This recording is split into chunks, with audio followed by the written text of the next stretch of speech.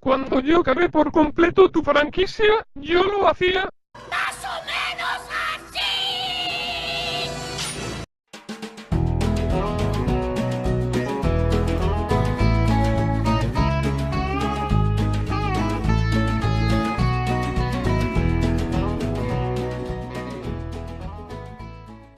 Hola a todos, soy Ryoga y medio, y bienvenidos a este nuevo vídeo recién salidito del horno.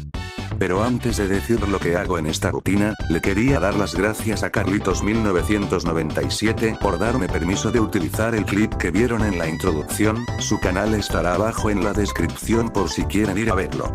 Anteriormente tenía planeado hacer este vídeo en 2 o 3 semanas, pero como no tenía una mejor idea para hacer un vídeo para el torneo decidí empezar a hacer esto. Espero que salga bien. Y en esta ocasión vengo trayendo este vídeo en el que voy a hablar del Rare actual, sí, esa empresa que ya no es la misma desde que Microsoft la compró. Aunque para saber lo que causó su decadencia, tenemos que ir más atrás, mucho antes de que hayan sido comprados por Microsoft. Tim Stamper recibe de regalo un computador personal y le propone a su hermano, Chris Stamper, crear su propio videojuego para computadora. Tras un largo y duro esfuerzo consiguen crear su propio videojuego al que deciden llamar Jetpack. Tras terminar con el desarrollo del juego, los hermanos Stamper lanzaron el juego para los ordenadores Sinclair ZX Spectrum, logrando así un gran éxito en Europa. El éxito comercial que tuvo su videojuego Jetpack, llevó a los hermanos Stamper a continuar con su carrera en el mundo de los videojuegos ya que sentían que tenían un buen futuro, fundando así en el año de 1982 su primera compañía de videojuegos a la que llamaron Ashby Computer Graphics. Bajo el nombre comercial de Ultimate Play the Game, desarrollaban videojuegos con una gran calidad en las plataformas de ZX Spectrum y Commodore 64, como por ejemplo Trans Am, Lunar Jetman, y Attack Attack. Sabre Wolf, un juego de aventuras lanzado en 1984 para la ZX Spectrum, Commodore 64 y demás plataformas, es uno de los videojuegos más reconocidos de los hermanos Stamper, siendo el videojuego más vendido de la ZX Spectrum, logrando alcanzar la cifra de 350.000 unidades. El mismo año lanzan al mercado Knight Lore, catalogado como un hit en la historia de los videojuegos gracias a su vista isométrica, lo que hacía que el juego aparentara gráficas en 3D, además de ser catalogado como juego del año siguiente. Ya para 1985, la compañía se encontraba con severos problemas financieros, lo que los obliga a vender la compañía a Osgold. Esto lleva a los hermanos a fundar una nueva compañía a la que deciden apodar como Rare. Ya en 1988, los hermanos Stamper empiezan a desarrollar más juegos, los cuales les ayudarían con sus problemas financieros. Con su nueva compañía, los hermanos Stamper compran los derechos de Osgold. Desde ese entonces, los videojuegos que los hermanos Stamper desarrollen, llegarían al mercado bajo el nombre de Rare. Tiempo después, ellos se interesan en la compañía japonesa Nintendo, a lo que deciden hacer un juego llamado Slalom para la NES. Desde ese entonces desarrollaron alrededor de 20 títulos, siendo el más reconocido Battletoads, siendo el juego más popular de la compañía, y uno de los juegos más difíciles en la historia. En 1994, Nintendo compra el 49% de los derechos de la empresa. Después de esta compra, cada videojuego que sacaran llegarían al mercado bajo el nombre de Rareware. Los primeros videojuegos que desarrollaron para la nueva consola de Nintendo, la SNES, fueron Donkey Kong Country y Killer Instinct, siendo este último nominado como Juego del Año. Donkey Kong Country recibió muchos elogios por parte del público y hasta de la misma Nintendo, debido a que el juego utilizaba gráficos renderizados en 3D en una plataforma 2D. Gracias a esto Nintendo les dio total libertad de hacer más videojuegos utilizando sus personajes, a lo que deciden hacer las 2 secuelas del Donkey Kong Country. Ahora pasamos con una época que fue especial para Rareware, la época del Nintendo 64. En 1997, lanzan su primer videojuego para la consola Blast Corps. El juego tuvo un concepto y un desarrollo distinto al de sus demás juegos, por lo que tuvo un éxito modesto comparado a sus demás juegos para la SNES. En agosto del mismo año lanzan a la venta GoldenEye 007, un juego basado en la película de James Bond GoldenEye. el cual es considerado como el mejor juego shooter, debido a su modo multijugador, y los elementos que serían utilizados en los juegos shooter que vemos hoy en día. En noviembre de 1997, Rareware publica Diddy Kong Racing, uno de los juegos de carreras más conocidos de la Nintendo 64, siendo superior en varios aspectos al Mario Kart 64, ya que en este juego tenemos un modo historia y podemos usar 3 tipos de vehículos. Además de vender alrededor de 800.000 unidades en las 2 semanas anteriores de la Navidad de 1997, siendo así uno de los videojuegos más rápidamente vendidos en la historia. A principios de 1998, varios trabajadores que fueron piezas clave para el desarrollo de GoldenEye 007 abandonaron a la compañía para fundar la suya propia, Free Radical Design. Por aquel entonces había un proyecto trunco llamado Dream que iban a terminar desde los tiempos de la Super Nintendo, pero que por las limitantes de la consola no se logró. Sin embargo, en 1997 Team Stamper anunció que Dream estaba desarrollándose para la N64 y en 1998 salió a la venta, pero bajo un concepto distinto. Con el tiempo se sabría que el Nintendo 64 no podía correr fluidamente el proyecto Dream como inicialmente se tenía planeado, sin embargo no se desecharon todas las ideas de este proyecto y se utilizó un personaje que en Dream no era el principal, Banjo, pero bajo el nombre de Banjo-Kazooie recibía la mayor parte del protagonismo.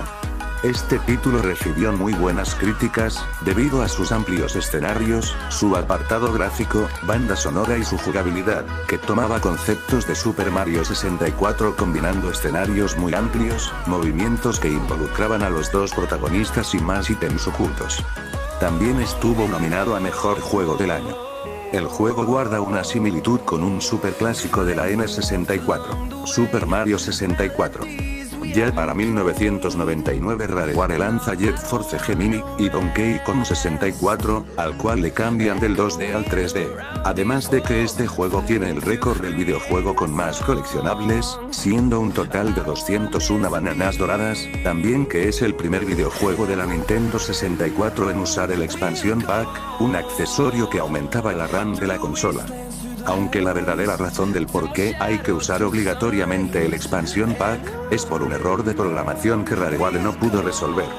A mediados del nuevo milenio, Rareware lanza a la venta el que es considerado como la secuela espiritual del GoldenEye 007, Perfect Dark, que fue nuevamente alabado por la crítica, gracias a que este juego mejora y añade nuevas características, por ejemplo los gráficos, la banda sonora, y la variedad de armas.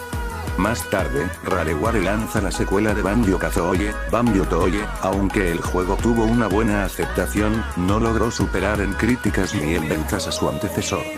Ya para inicios del 2001, Rareware lanza el tan polémico Conquest Bad Fur Day, aunque el juego a pesar de la aceptación que tuvo, además de ser considerado como el juego con los mejores gráficos de la Nintendo 64, debido a la temática del juego, este no tuvo mucha publicidad.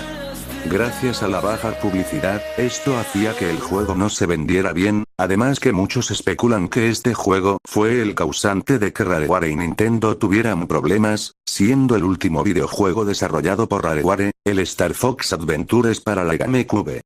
Ya para el año de 2002, los hermanos Stamper venden el 51% de las acciones de la empresa, por la suma de $375 millones a Microsoft.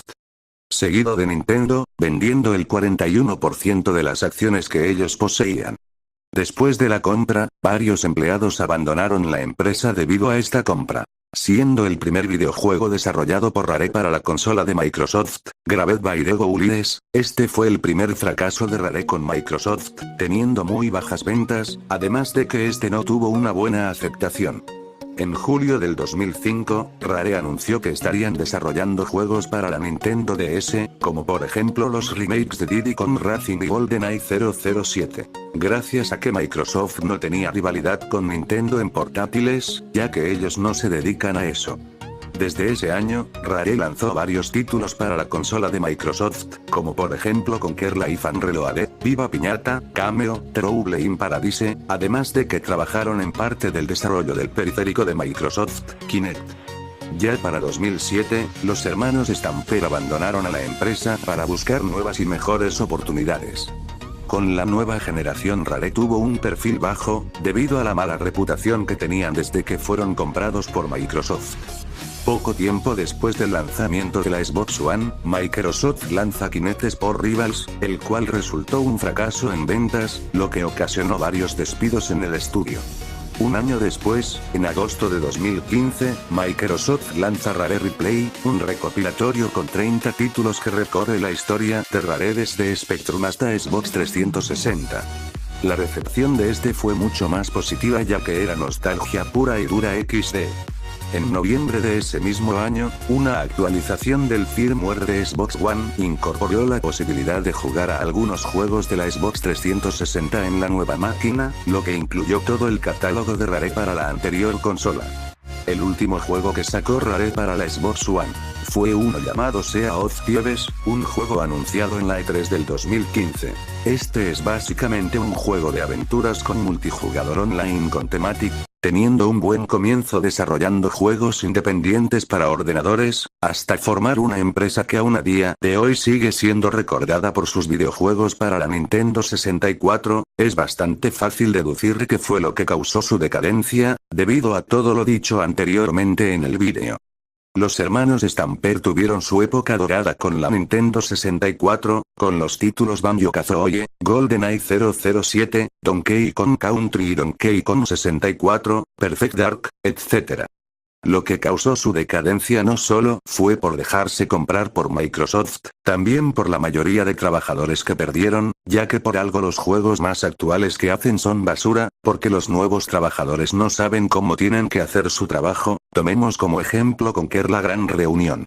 Que este fracasó porque básicamente no tiene la misma esencia que tuvo el Conker's Bad Fur Day, y uno de los cambios que más disgustó fue la personalidad y el diseño de Conker. Y ahora ya saben su historia y cómo empezó a decaer. Bueno, soy Ryoga y Medio y espero que les haya gustado. No olvides darle like al vídeo, compartirlo, y suscribirte. Nos vemos y hasta la próxima.